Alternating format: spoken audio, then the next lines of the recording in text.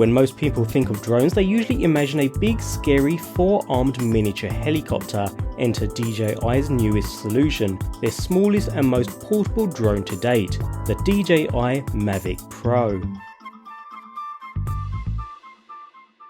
DJI has introduced its smallest, smartest and most approachable drone yet, the Mavic Pro. With the ability to fold up into a water bottle sized package and a starting price of under $1,000, this tiny drone comes priced right with all the smart features of DJI's other models, plus a few new ones to boot.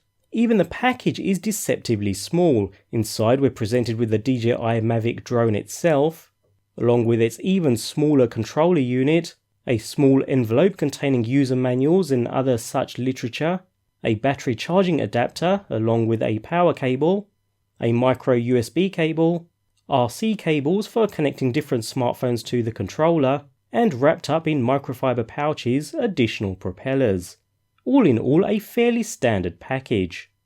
The DJI Mavic is definitely one of the most portable drones on the market right now and still manages to deliver the imagery, battery life, range and autonomous intelligence that match up to what you get from drones more than twice its size. It feels like moving from the desktop PC era to the age of laptops, an evolutionary shift that allows the Mavic Pro to be a casual, everyday device in a way that no drone has been before.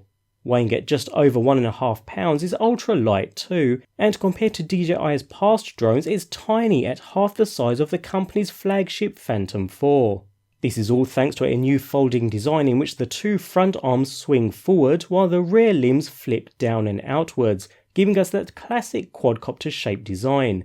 Even the propellers, which are easily attached with a push-twist design, fold into themselves, saving even more space, and better still, they don't need to be constantly removed when storing. Despite the rotors being attached to articulating elements, the Mavic Pro feels solid. It takes a fair bit of force to position everything, but not enough to stop you from getting it set up within a minute. The Mavic Pro is also a much meaner looking product with more of the contours and angular sharp edges of a stealth bomber, rather than the bubbly rounded finish of the Phantom. Although completely redesigned, when it comes to the components and software, the two have a lot in common. They share the same downward-facing optical flow sensors, allowing the drone to see the ground below it. Using that image, the Mavic Pro works to stabilize itself, making it rock solid even in mild winds when you take your hands off the controller and let it hover. The Mavic also has the same forward-facing optical sensors as the Phantom 4, allowing it to detect obstacles and autonomously avoid crashes. To make it so compact, the designers also had to recreate the camera and the 3-axis gimbal system which holds it in place and offers smooth stabilization. It's not only much smaller than the Phantoms, it also sits at the front of the drone rather than dangling from underneath, although still offers the performance of its bigger brother, capturing 4K video at 30 frames per second or 1080p footage at up to 96, the latter of which can also be used to live stream to social media sites. And when it comes to saving that footage, a micro SD card is hidden within a flap on the side of the drone. A 16GB card is included, although if shooting in 4K, you'll want to swap that over for something a little larger. Alongside this is a small switch allowing users to choose between remote operations, which we'll take a look at shortly.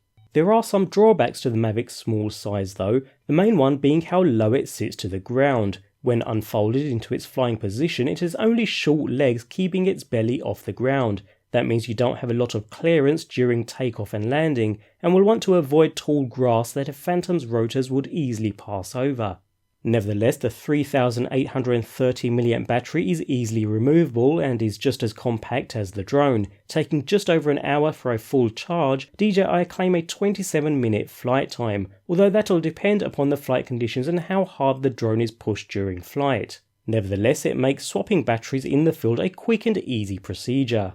Ultimately, the greatest barrier to entry with drones has been the intimidating controls, and DJI is trying to change that with a simpler and just as pocketable solution. A small switch on the side of the drone allows the use of a smartphone to control the aircraft, with no other remote controller required at all, although for full functionality you'll want to use the small remote that comes supplied with the Mavic Pro package. We have all the standard controller features here. 2 compact antennas at the top that fold up and out into position, the 2 thumbsticks controlling all drone movements, a power and a programmable button on the front, alongside a dedicated return to home button. Some shoulder buttons for capturing video and images, as well as scroll wheels for exposure and gimbal movement. And finally, 2 programmable buttons on the rear. If you're familiar with the Phantom controller, you'll be right at home here. There's even a dedicated sport switch for that high-speed sport mode. While it can be simply used in this configuration with all the flight info you could wish for displayed into the built-in screen, it can also be partnered with a smartphone alongside the latest DJI Go app. This is set up by opening the 2 hinged side panels at the bottom of the controller, where you can snugly place your smartphone in between the rubber grooves. While there are a range of adapters included to make a hardwired connection to the controller, allowing users to take full advantage of the gimbal-controlled camera feed display on the screen, along with a range of telemetry around the edges of the frame and also the controller itself. A fantastic overall design. When ready to fly, pull out the 2 arms at the front, the 2 from behind, a double press of the power button, and you're ready to take to the sky, once connected to the controller of course. There's even no need to fan the propellers out, as the force generated when the motors were up will do this for you. For new users, flying the Mavic doesn't have to be as daunting as this sounds. The controls are incredibly tolerant of your inputs, while it remains perfectly stable in mid-air when you take your hands away from the controller. Even under some windy conditions, when taken up further than the tree line, it still remains pretty perfectly balanced thanks to that built-in GPS lock. It even warns you of any adverse wind speed. Hands down, this has to be the most stable drone I've flown to date. It really is that good. As mentioned, we have all the standard Phantom features, including obstacle avoidance and sonar sensors, helping to keep the craft in the sky. We also have the tracking modes and waypoints we've seen with the Phantom, as well as some additional modes such as tripod mode, and even gestures such as creating a Y with your arms to tell the quadcopter to focus on you, or if you mimic a photo frame with your fingers, the drone will take an aerial selfie. Pretty impressive. All in all, you'd struggle to reach DJI's claimed 27 minutes of flight time, and if anything, users lose a tiny bit of speed by going with a smaller drone. The Mavic Pro can achieve a maximum speed of 40 miles per hour in sport mode, a special setting for drone racing, while the Phantom 4 can hit a 45 miles per hour top speed, although the Mavic does feel more nimble in the air. When it comes to the camera, the 28mm lens DJI has chosen for the Mavic Pro finds a good balance between getting plenty in the frame without being too wide so that everything is distorted a bit too much. It's actually a similar field of view to most smartphones. A lot of the end results from the Mavic Pro's camera and video depend very much on how good you are at controlling the drone. If you want smooth panning and cinematic shots, you'll need to learn how to control the joystick smoothly. Thankfully, that doesn't take too long to learn. For the most part, the end results from the camera look really good. There's plenty of colour and detail in the images and video. I did sometimes find that it failed to adjust exposure and focus to match lighter or darker scenes though. As with a smartphone camera app, tapping on the different parts of the image should change focus and exposure to match. And the same is true when controlling the Mavic, and it works rather well in the most part. Video can be shaky if the drone is dealing with wind, but the gimbal does a good job overall of dealing with any unwanted movement, and there's always post-shooting stabilization by software to smooth out the results even more.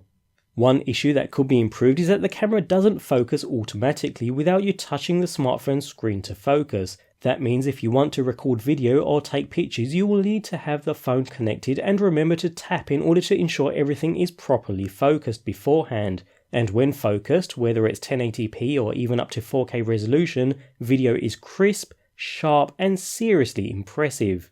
Those recording at 60 frames per second will notice a slightly softer image though, hopefully something a future firmware update can tweak. It's hard to imagine a better drone out there at the same price point as the Mavic Pro. Its nearest competitor in terms of price is the GoPro Karma, which includes a handheld stabilizer for capturing footage on the ground. Even so, the difference is that DJI's latest quadcopter is far easier to carry around and has much better GPS positioning, obstacle avoidance technology, as well as features throughout. In short, if you have $1,000 to spend on a skybound hovering camera, at this point in time you're unlikely to find anything that comes close to the DJI Mavic Pro.